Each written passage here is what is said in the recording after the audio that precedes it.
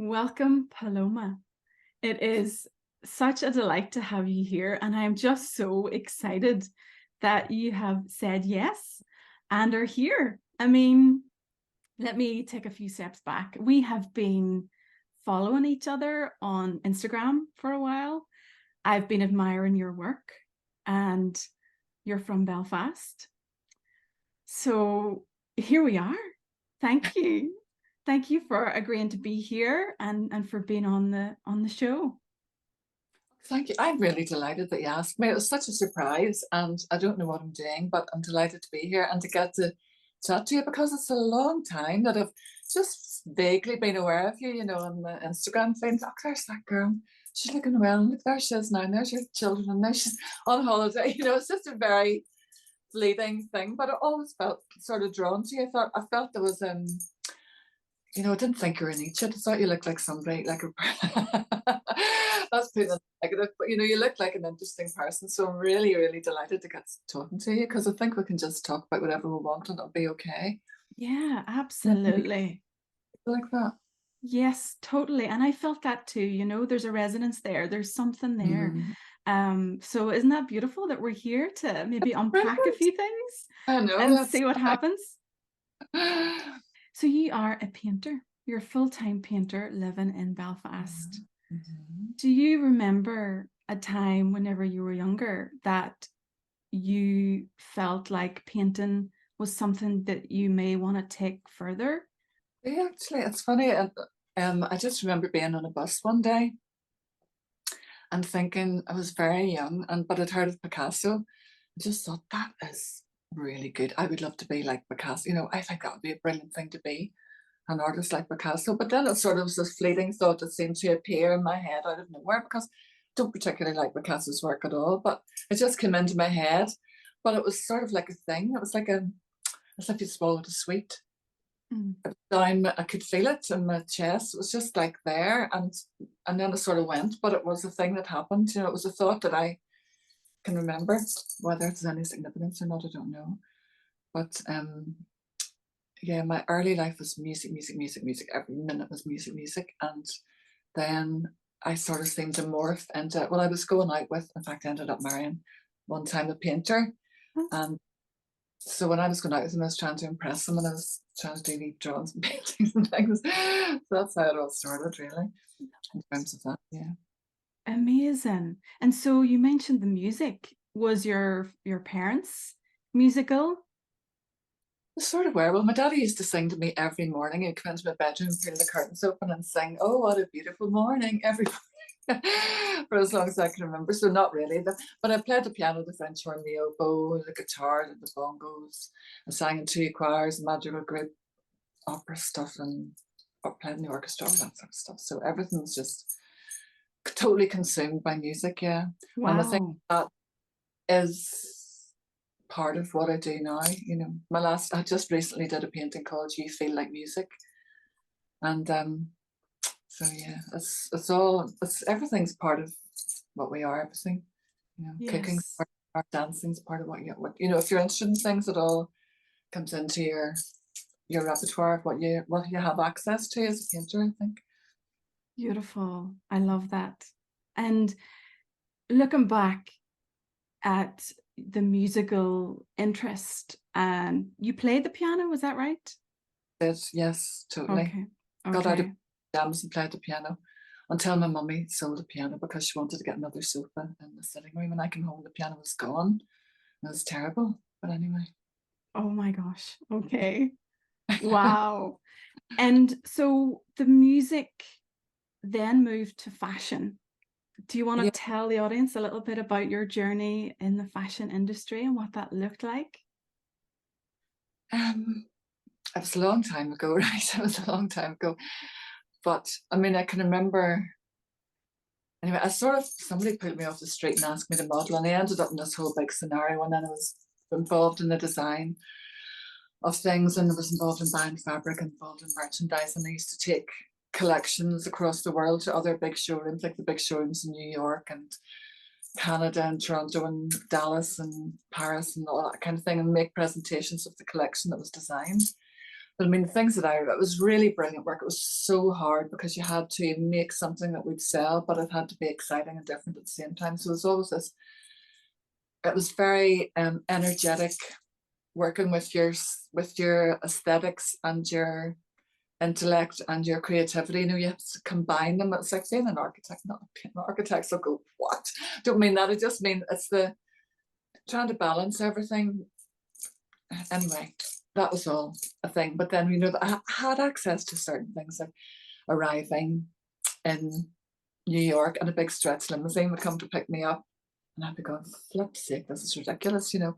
And staying in big hotels, you know, with two four-poster beds and a suite and gold taps and phones everywhere you wouldn't expect a phone. And I just sort of thought it was mad. And then I'd go home and I would have to wash the floors and walk the dogs and peel the potatoes and bleach the dishcloths and all those things. And that was more my life. So I was always felt like a visitor to another world.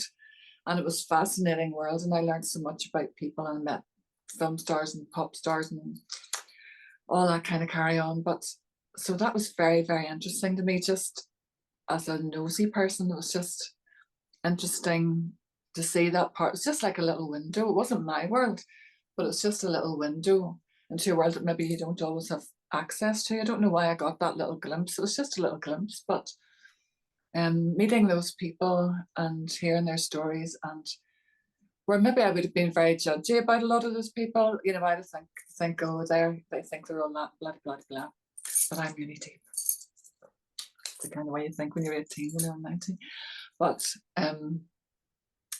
you know, I saw them, so I see them more as whole people, and sort of like the price that they were paying and what it cost them to have what they have. And I just loved dishes, to be honest, the truth. And the muck on the kitchen floor was so beautiful to me in so many ways, you know. So it was just a thing that it's just something I was sort of propelled into, and that was that, really.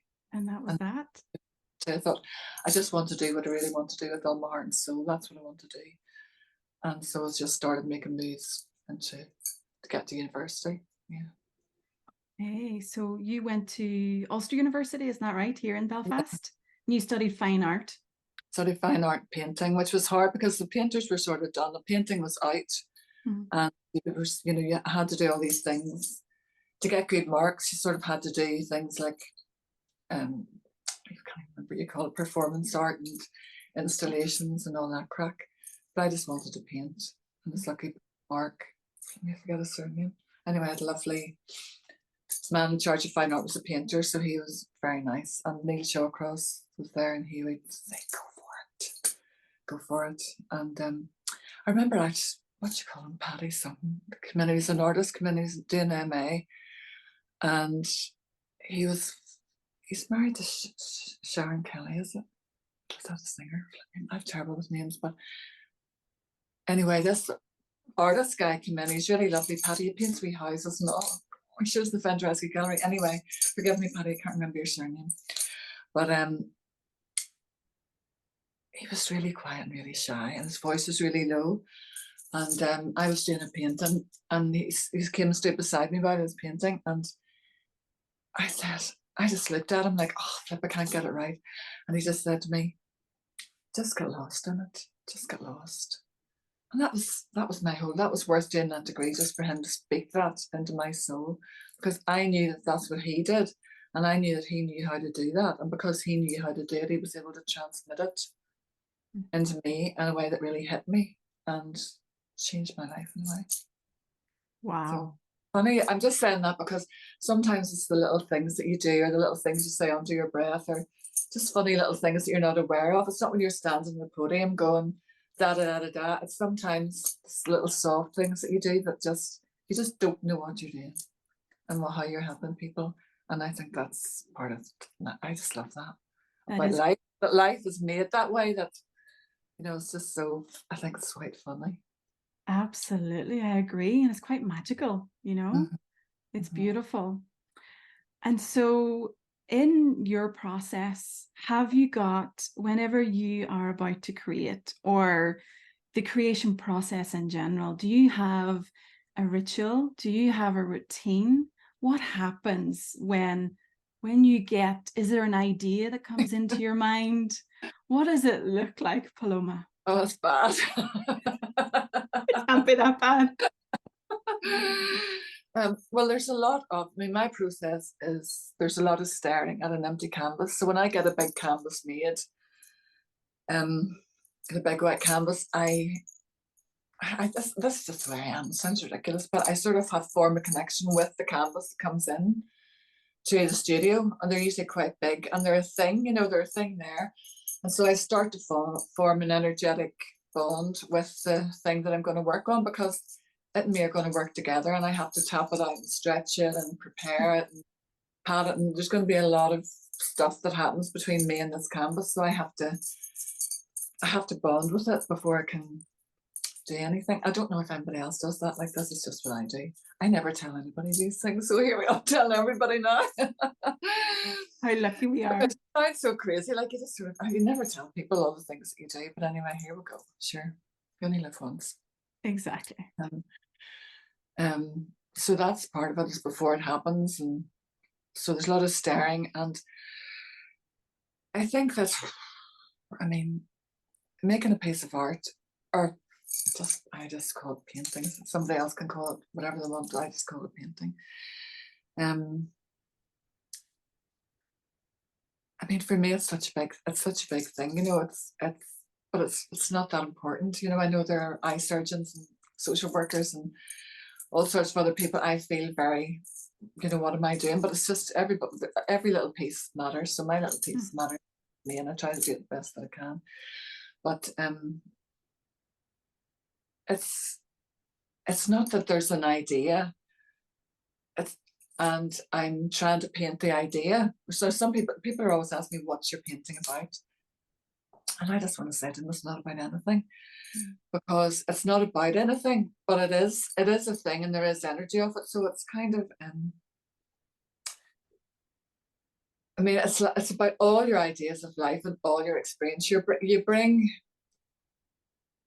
if you're a painter like me, I mean, there's all kinds of painting. Some people go out and they're inspired by the beautiful scenery and they want to paint it and get it just right, or some people wants to do a thing and they're measuring this, measuring that, or, you know, there's all kinds of different things that people have whenever they're painting. But what I want in my painting hasn't got to do with anything that you can measure or anything that you can probably quantify or even for myself explain. It's like something's going to happen when you start to do a painting. Something's going to happen, and I, as a painter, I'm never very sure what it is. So it's just a matter of, I hope I don't sound a complete dickhead, but it's just being open to the thing that's going to happen, whatever it is. So it's, being a painter is like about your whole life. It's about, well, your whole life, everything you do affects what happens in the studio when you're there with that canvas and what your painting is going to be like. So it is, and you're bringing everything that you have, your whole being, to the arena of the studio and you and the painting that's wanting to come into being. So it's, I mean, I suppose painting is, or making art is, it's the individual trying to bring something into being, and that thing that you bring into being, you hope that it has a life quality about it or an energy about it. So it's, and then the thing about it is that every artist will tell us, every painter will tell you this, or musician, or even scientists will say this too when they're trying to do their equations, is like something, it comes through you, right? It comes through you. But you're there, every part of you is there, with incredible intensity. It's so intense. Now I'm not going to cry and think about it. Hold on. It's beautiful, Paloma. Beautiful. This is beautiful. I'm not, this is not crying. It's just the intensity coming through. Yeah. It's just that, it's hard to talk about, you know, because it's so mysterious, but it's something that is happening to you, and you've made it your life. So it's just, Yeah, I'm sorry, you say something now. Yeah, that was so beautiful. And I mean, that's how much this means to you. You know, this feels like an incredible body of work. And I think this is why, you know, your work is in situ in so many arenas within Northern Ireland and within the world, because people recognize something. People Yeah. see that there's more than just paint on a canvas, that you yourself have been through a journey, a process. And it's really beautiful that you say, this is my life. Everything that I have experienced arrives here and now. And that is such a beautiful thing. And thank you for sharing that. And thank you for being so open and vulnerable to want to share that with us. I think it's really beautiful. And it's for any young budding artist out there, they will be, I'm sure, very interested to know more about you and your work and your journey. So I'm sure you would have inspired many people by just what you've shared just now. So thank you. Thank you. And at the same time, whenever, just to add into what you're just saying there about bringing everything, you do bring everything, but at the same time, it's not you don't exist. You know, so sometimes I do painting and I swear to God, I don't know how I did it. I mean, even in my room, I don't know if you can see that painting there. I've tried to do Yes, I can. it times and I can't do it. I actually don't know how I did it. Stare at it, even that one. I'm staring and staring, thinking, how did I do that? Where did I start? And how did, you know? But it's like, so, and also I have no desire to express myself either in my paintings. I don't want to express myself. That is completely absent in my psyche. I don't want to express myself at all. But I know that it's using me. It's using me. But there's something that comes through you. And so I looked at paint and go, that looks really lovely. But I don't feel, and the end of the sentence isn't, and I did that. It's just, it's literally, how did that get here? And that is the honest truth. And musicians will tell you that, and poets and writers and people tell you that. They just, it's something, the energy comes from somewhere. Like, I don't know, it just comes from somewhere. And it just through you, and then you do a thing. And so it's that contradiction of everything and nothing. It's so fascinating. Yes. You know how to explain. Yes. Absolutely gorgeous. And so if there is a budding artist, painter, in whatever form, listening in right now, what advice have you got for them? Is there anything at all that you would recommend they do to help them create?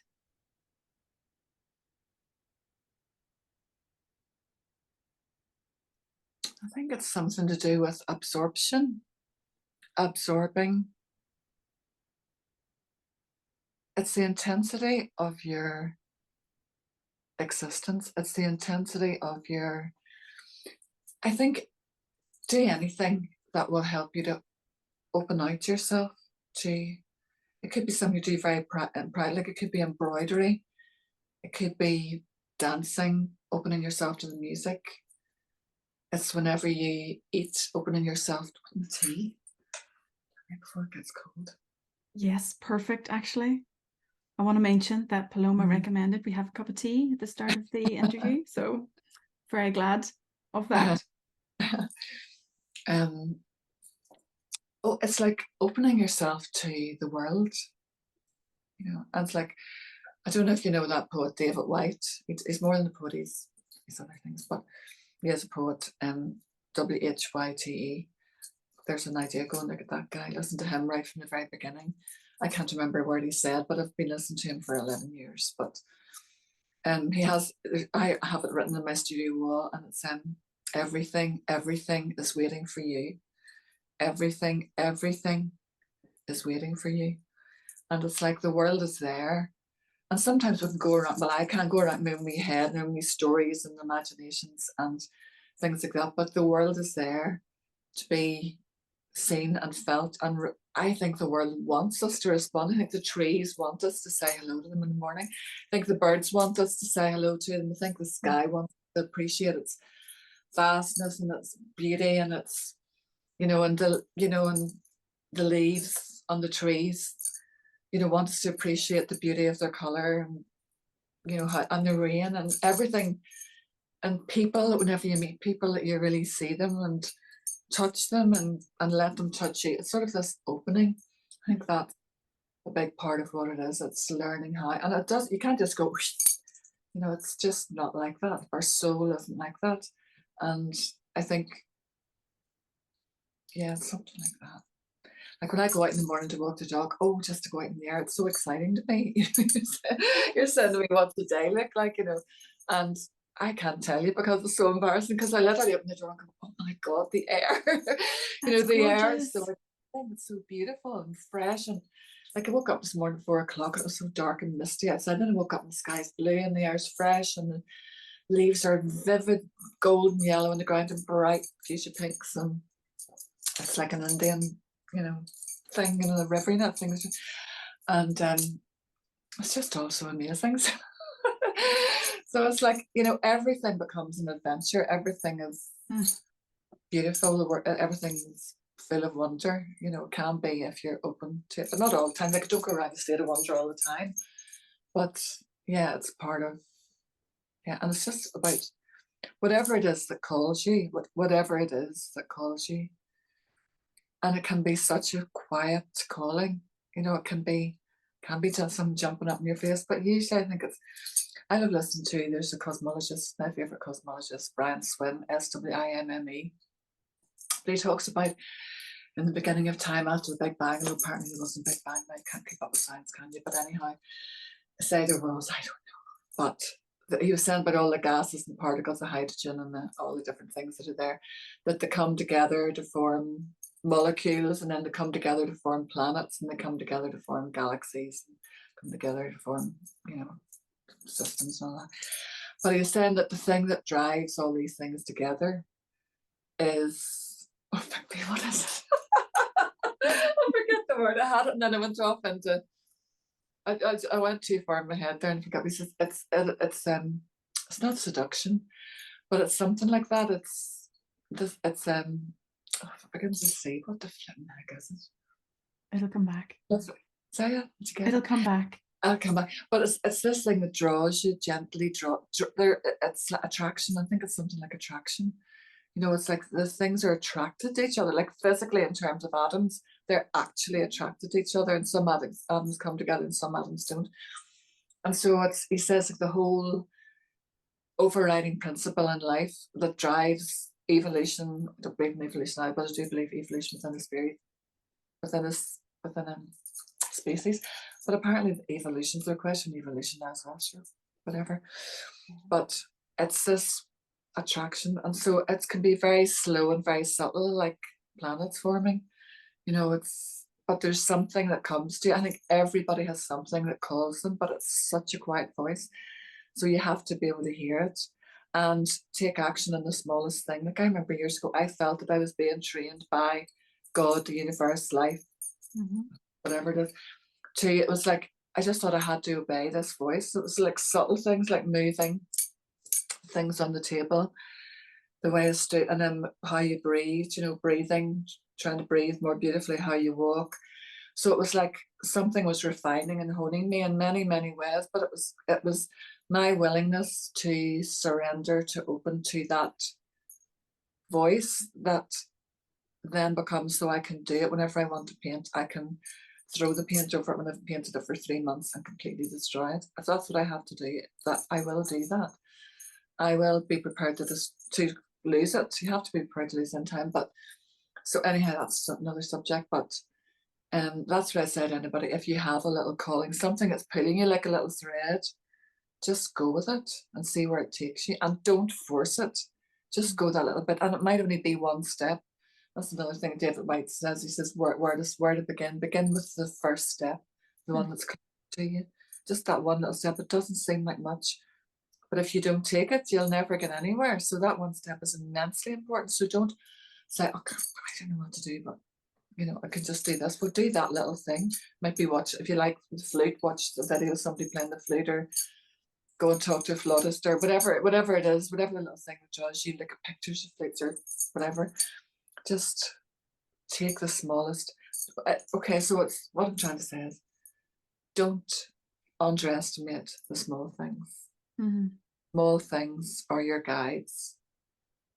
And it comes with also a certain amount of faith, because every step takes you further and deeper. And every step is not every step, but there will be costs, there will be sacrifices, there will be demands made on you. And, it takes courage to create. It takes courage to walk, and it takes courage to, it just does. So that's another thing. So, but you have to start. I don't know if that's what we call what, but that's what I have to say. Yeah, I don't know.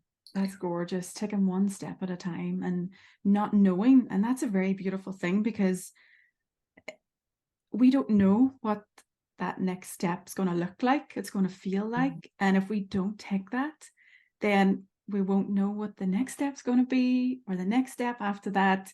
So that's a really, really, yeah, really beautiful words. Thank you. Thank you for just voicing that and saying it and the way you did, Paloma. And so, talking about courage, how have you experienced the imposter syndrome? And if you have done, how do you deal with that? How do you get past it?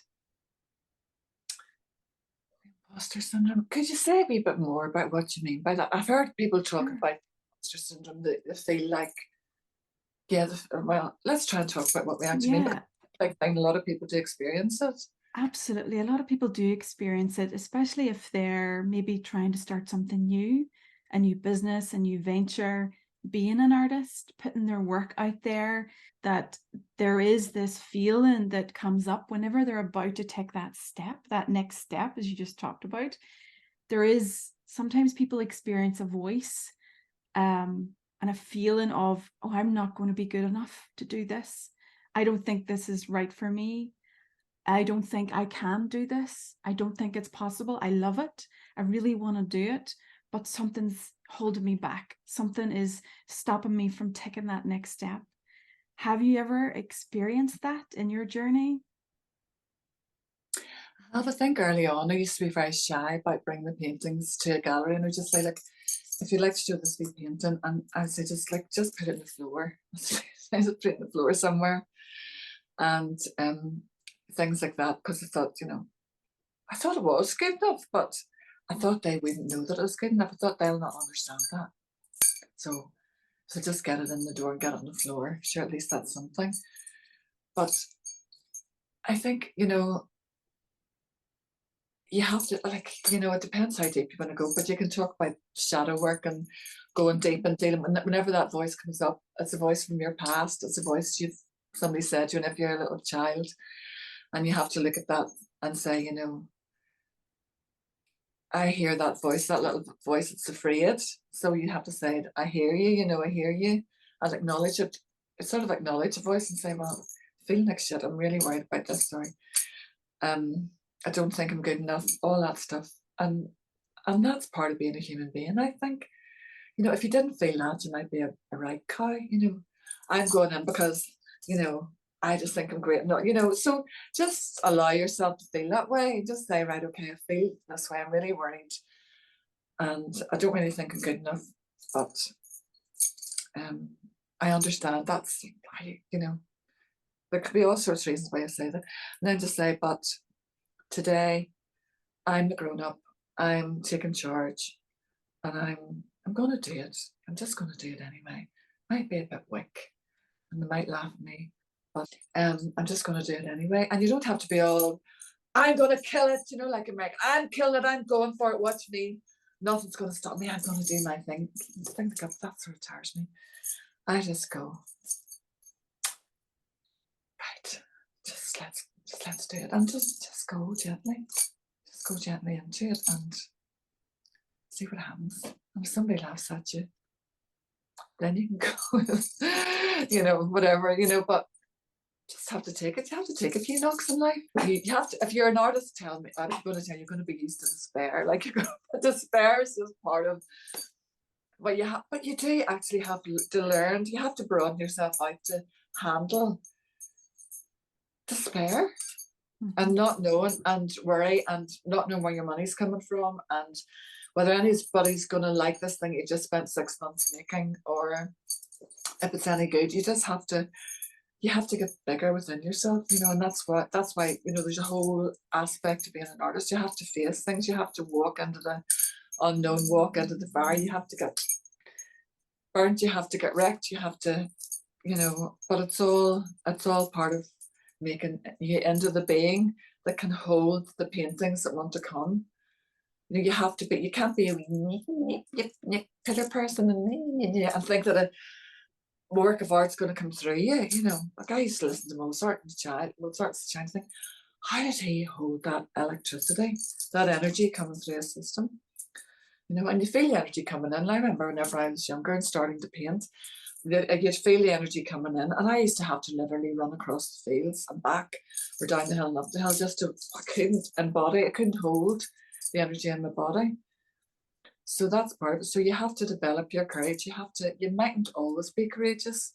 You mightn't always be strong, but it's enough.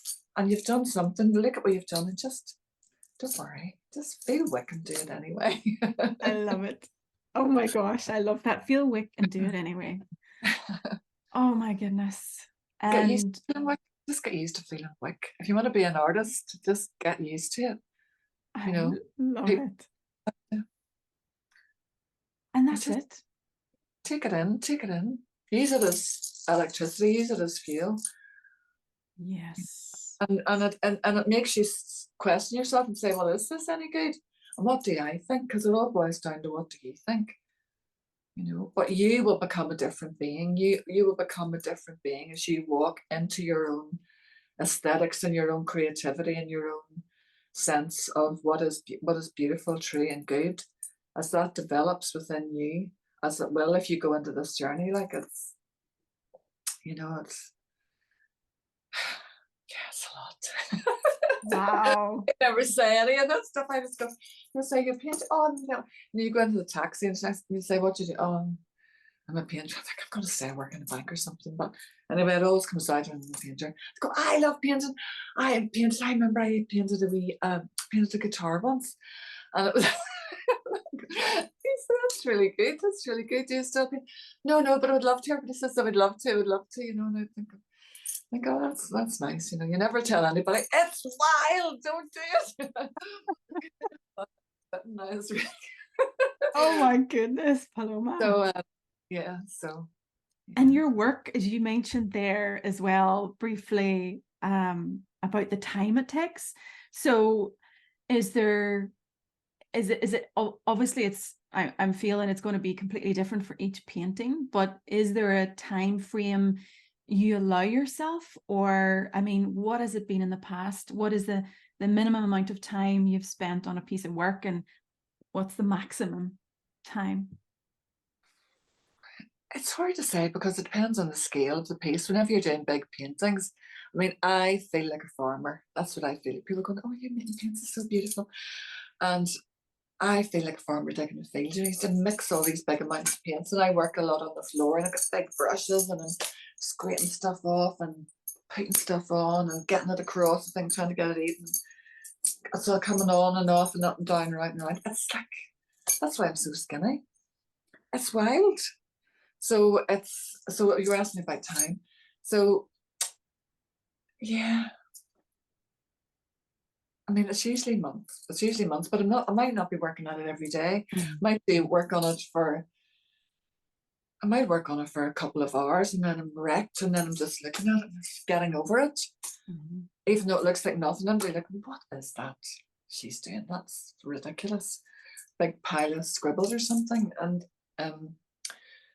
but it's part of the finished project. It's part of the energy, that's coming through. Yeah. So sometimes there's very strong energy comes through in the paintings around all this carry-on's going happening. And then sometimes you usually have to go back in and like heal it, You know, you have to sort of just soothe it out and heal it. Then you might have to open it all out again. It's too healed, then it's too flat, there's no voice in it, and you have to open it all out again, take it all off. So and part of it is being able to do it. You know, there's times I go in, I'm in the studio for days and I'm there and I'm reading a book and looking at the painting and looking at the painting and drinking my coffee and looking at the painting. So come in. So all these things take time, but like other people can work quickly. You know, some of the big American abstract painters, you know, they're just throwing the paint on and going whoosh. And that's their process and it looks fab. And they're up on the walls in the MoMA museum and everything, you know. So there's all different ways of working, but I think I feel as if I've done something like I have this wee friend and she makes me this lovely coffee. And I can nearly cry every time she makes me. It takes her forever, you know, doing all the grinding the things and doing all this and that. It's just those wee things, you know, the wee Italian things that go, be a cherry, lovely coffee. Yes, yes, I know them. Yeah, I know what you mean. Takes for ages waiting for her to heat up and has a wee chat. Then she gets a wee cup and warms the cup up and then she froths the milk with it. She pumps it herself. And she goes, oh no, it's just you want the coffee. And I go, yeah, I know I just have to get, it's going to take for about half an hour. And then she walks over and she just puts this beautiful little cup of coffee in front of you. And that's so gorgeous and stuff on top of it and all the wee shapes. It's just so cute. And the wee sugar thing and everything. And it's like that, you know, it's like, I like things that take time. You know, somebody just gives me a cup of coffee and bangs in front of me. And I like her to walk over nice and I like her to sit in front of me all lovely. Whatever. Beautiful. I mean, if anybody makes me a cup of tea or coffee, I'm flipping delighted. But it's just, I love the way, I just appreciate the process. So it's kind of like that. I like to have time in the work. So time, I'm giving my time. And you know, and you talk about the places where my work is, and I am very, very privileged. And like a cry, my people who, you know, everybody has my pains. I love them. They're all they're all lovely people, like brilliant, down to earth, brilliant people who are lucky enough to live in gorgeous houses with big walls and things. And so I'm very aware that their home is so important to them and they've made this beautiful home and put a lot of money and time and their hard work that they have done over the years to have what they have. And the work they've put into creating the home, both the husbands and the wives, you know, usually they're both very involved and they care about all these things. So I have to know when I'm making a painting that I have given everything, you know, to the painting. So it's going in their home. First, we'll have a beautiful energy and we'll bring something to their home. That it's not just a replication of something, or it's not a decoration, but it's bringing something to their home. And so that's part of the time thing as well. You know, it's not just something that just fired out.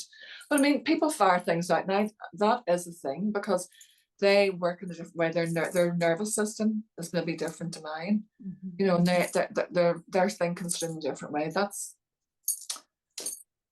fair enough. You know, that's something that God knows what they feel like. You know, all that so fast, like electricity coming through and like lightning strike. You know, so yeah. Beautiful. So you mentioned there terrible blether. You mentioned working. So do you do commission pieces as well? I do sometimes. It is a wee bit nerve-wracking because, you know, but sometimes somebody has, I've seen a piece that say 4 foot square and they need a 6 footer or 6 by 8 footer, they need it bigger and they want something, but usually they will. And so I will go to the space and listen to them and get a sense of who they are and how they like to be in their home, and you know, whether they want their home to be, you know, cool and hot and happening and party house and lots of people around, and or whether they, you know, maybe a very busy life and they want their home to be a sanctuary and a place of peace. And you know, you just have to get their energy of who they are and the space they're trying to create and just soak that up, you know.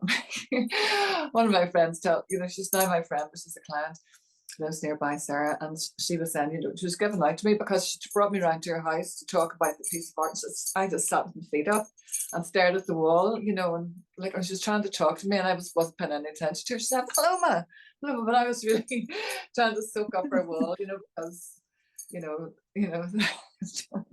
so I do sometimes, but it's a wee bit nerve-wracking, yeah. Yeah, I'm sure whenever you have your painting in your space, and you're creating, and then it's finished and you know it's ready to leave, I'm sure there is a beautiful connection that you still have and will forever have with that painting. And then to see it in Yeah, someone else's home. I I mean, know. what does that feel like? I know, and it's brilliant because I have been there sometimes when the room's been all done. So it's the room's done, the sofas are there, and the lamps there, and everything else, and the rugs are all there, and all this. And then the painting comes in, and the whole everything comes to life. I think it does. Maybe it's just me, but it just seems to put everything together. And then the room, it feels like welcoming and homely. It brings so much, I think, to a room with a real, Mm. a real painting. So that's so exciting. But some of them like leave me too quickly. Like the last one I did, um, I think it's the last one on my Instagram page. Can't remember what it's called now. Yeah, I had just done it, and then the van just happened to be there, and I said, "So take this when you're going." And I didn't have time to just, and I really miss it. I really miss it a lot. So, yeah. So yeah, it's hard to let go of some of them. Yeah, that's Okay. romantic. Wow. Romantic about everything's ridiculous. Oh, this has been such a beautiful conversation. uh, yeah, I don't know. I have no Thank idea. you. So beautiful. Thank you so I'll much for keep it. sharing your heart. Come down to the studio and work, Definitely. come and call in and hi. Absolutely. I'd love to. See you later. See you later, alligator. Bye. Bye.